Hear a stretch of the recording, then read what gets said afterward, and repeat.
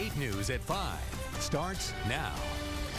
Thanks for joining us on this Friday. We begin with breaking news. More than 24 kids have been injured in a school bus accident here in Caroline County.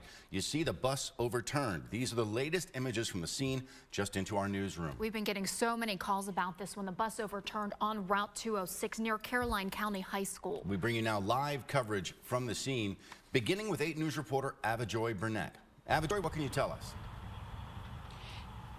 Hey, good evening, Juan. As you can see, the school bus is still out here on its roof. Believe it or not, everyone made it out alive. Now, this all happened around 3 this afternoon. And according to the sheriff here, the bus was trying to go down in Rogers Clark Boulevard and see that SUV over here. A student was driving that SUV. And according to Sheriff Lippa, that student tried to beat the bus across the intersection. She did not make it, and the bus collided. There were more than 40 kids on the school bus.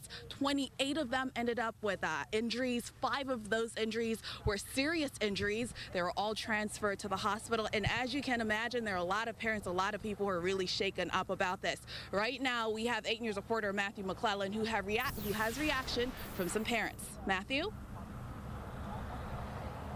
Hey, Avajoy. Right now, medics have cleared the scene. All ambulances are gone as they treat these students who were injured in this accident. But if you look from this angle at the school bus, you see just how devastating this accident was and just how much worse it could have been. 3 windows punched out on the side nearest to me. That's where some of those students escaped. Also, several students coming out the emergency door at the rear of the bus and at the front of the bus. They told me it was so disorienting to come to after being blacked out, and then they're crawling on what is normally the roof of the bus. Now, here's what one mom says her daughter told her happened when she came to. And the last thing they remember is the bus tilting to the side, and then before they knew it was turned over. My stepdaughter said when she finally came to and looked around, the girl beside her was covered in blood. Now, you can only imagine the panic those parents were experiencing as they waited in traffic as the roads were closed off, waiting to get to their kids, many of them unsure if their children were okay. We saw several of them running through stopped traffic to get to this bus and check on their kids. A spokesperson for Mary Washington Hospital tells me that the hospital has Mary Washington Healthcare, rather, tells me the hospital has taken in 2 students with injuries. They are being assessed for whether they are in serious condition. The hospital is potentially expecting about 8 more patients. Spotsylvania and VCU also expected to take in students injured on this bus. We're told parents are aware of what hospitals are treating their children. Reporting live in Caroline County, Matthew McClellan, 8 News. Both Avajoy staying out there on the scene. When you see that bus, you realize just how much worse it could have been. Authorities explain to us now what happened as this. A student from the high school in an SUV tried to beat that school bus across an intersection, and the collision caused the bus to turn over, as you saw, onto its roof. And then some students did escape from there. There were 40 students total inside that bus, 28 of them injured, 5 seriously. They're being treated at hospitals in that area and also here in the metro area. We'll have updates for you on that developing situation here on 8 News. Stay with us for continuing team coverage. And also breaking in Caroline County, 1 person is dead in a crash along I-95. And what's most disturbing, authorities say the driver had been shot several times. Right now, that section of I-95 is closed as officers try to figure out what happened. 8 News anchor Christina Fierick is helping us track this story. Christina? Well, Juan, police say the driver's vehicle ran off the right side of the highway, then flipped over. The first trooper who arrived realized that driver had been shot several times. He was flown to VCU Medical Center where he died. State police are not saying if they have a suspect or if this weapon was found at the scene. Right now, all they'll tell us is they are still investigating. Meanwhile, that victim has not yet been identified. His body is now at the medical examiner's office. At this hour, state police are trying to retrace the driver's movements before he was shot again several times. 2 lanes of I-95 south near mile marker 102, they are still closed. Juan. All right, thanks, Christina. Difficult rush hour today. Also just into the newsroom, Chesterfield police have arrested the man they say abducted and robbed an Uber driver. Kefa Nyanga, who you see here is behind bars. Officers say he forced that female driver into the trunk of her own car at gunpoint, then took off in the vehicle, stopping at her bank to get cash with her debit card. He's charged with abduction, carjacking, and credit card theft. 5 students and a teacher seriously hurt in a chemical fire at a Northern Virginia high school. You see all of that unfolding there. The blaze broke out this morning in a chemistry classroom in Fairfax. 2 of the students actually had to be flown to the burn center at a nearby hospital. The room has about a 50% fire, smoke, and water damage to it. Fire sprinkler did activate and did exactly what it was supposed to do, which is hold the fire in check and allow the students, the teacher, and the staff that were in that room to be able to exit. At this time, the investigation is ongoing. Interviews are being conducted. We hope to have cause, origin, and determination completed either late this evening or early tomorrow. Please pray for all the students.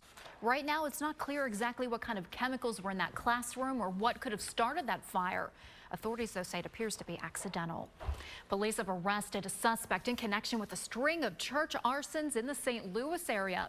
Tonight, a 35-year-old man is in custody. He hasn't been charged, though, just yet. In all, 7 churches burned, all being investigated as possible hate crimes. No one was hurt in any of the fires. The Sons of Confederate Veterans are again fighting in court to keep Confederate battle flag license plates. Their suit takes aim at the DMV, which demanded return of those commemorative plates after a ruling from Governor McAuliffe.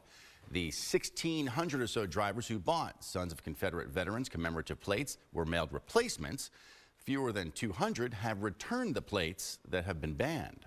People upset about an animal cruelty case in Orange County have started 2 online petitions. The first, Change.org petition, calls on 17th District Senator Bryce Reeves to have authorities seize the remaining animals at Peaceable Farm. The owner, Ann Goland, is charged with animal cruelty after investigators discovered dozens of dead animals on her property. Another petition calls for Goland to pay for the animals' care. State police will be out and about tomorrow night checking on supervised sex offenders before the Halloween holiday, I should say, begins.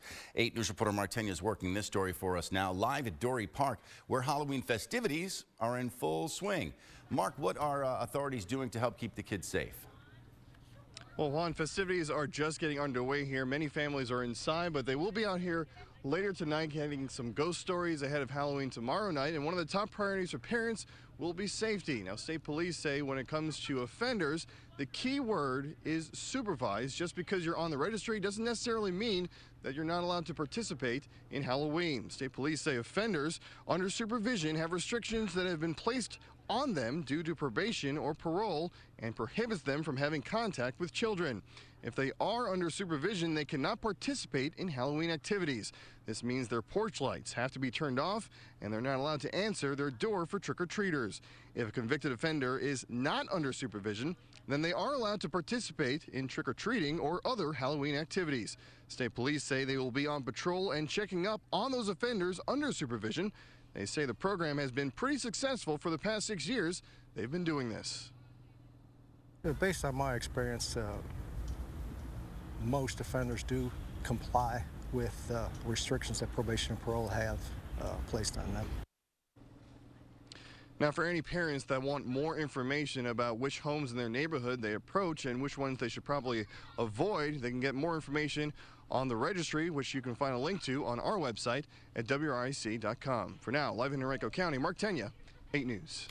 Well, thank you, Mark. Now it's time to talk about the forecast for Halloween. We've had a great day today. If you've been outside, I was out with the Fordham and URI cross-country teams getting ready for the A-10 championships out at Pole Green Park tomorrow. 60 degrees outside right now for us here, 59 degrees in Charlottesville. Now tonight's going to be a chilly one, down to 41 degrees for us. So it's going to be a crisp start to your Saturday for whatever activities you have planned early in the day. We do make it back to around 60, clouds increasing in the afternoon.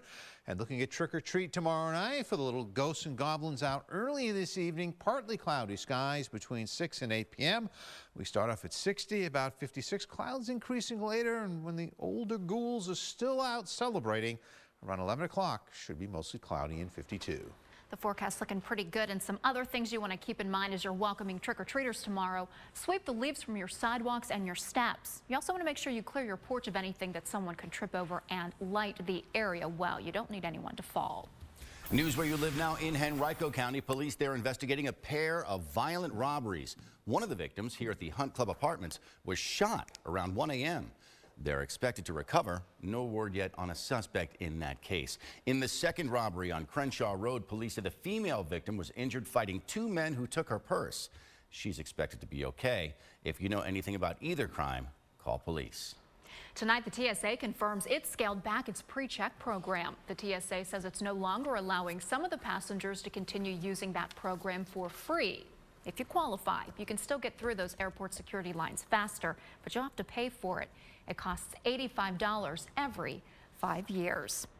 Let's check in with Carrie O'Brien now to see what's coming up tonight on 8 News at 11. As drone sales take off, pilots and the FAA report trouble in the skies. Near misses and encounters with drones have skyrocketed. Tonight, 8 News investigates the incident over Virginia skies. Voters in Richmond and Henrico will be voting with paper ballots and optical scanners on Tuesday. It's the first election since touchscreen machines raised security concerns. State officials are steering away from computer voting. Hacking's been reported in places across the country and in Washington, D.C. In 2007, the General Assembly passed a law that forbids localities from replacing electronic voting machines with other electronic voting machines. All polling places will be open on Tuesday from 6 a.m. to 7 p.m. on Election Day. If you're able to vote, you can be, if you're in line by 7 o'clock, you will be allowed to vote on Election Day. Don't forget, you'll need to bring an acceptable form of photo ID before you're allowed to cast a ballot. We do want to get back to live pictures of that breaking news we've been following since about 3 o'clock this afternoon when it all happened. It continues to be a massive scene out there. You still see police at the scene of that school bus accident. It overturned here in Caroline County. They're still on the roof. 5 students were told have serious injuries, 28 in all transported to hospitals being checked out. We have team coverage up there, crews on the scene gathering more information. We will check in with them on 8 News at 5:30. And we have more information about Halloween. It can be tricky for a lot of kids with conditions. A health alert is coming up. Plus, Target and Walmart are firing up their holiday shopping deals. Some include free shipping. We'll show you how to save your family some money. Christina? And coming up new on 8 News at 5:30, the local nonprofit The Giving Heart has a heavy heart. They need your help to make their annual Thanksgiving dinner go off without a hitch. We'll have more on that. Juan? Thanks, Christina. You're watching 8 News at 5, covering the news where you live. A live look from Dory Park. Yeah, that's in Henrico County. The Monster Mash Halloween festivities well underway right now. So many people having a good time out there. We are covering the news tonight from the West End to Varina and down to Emporia today. Stay with us. 8 News at 5 is back in just a moment.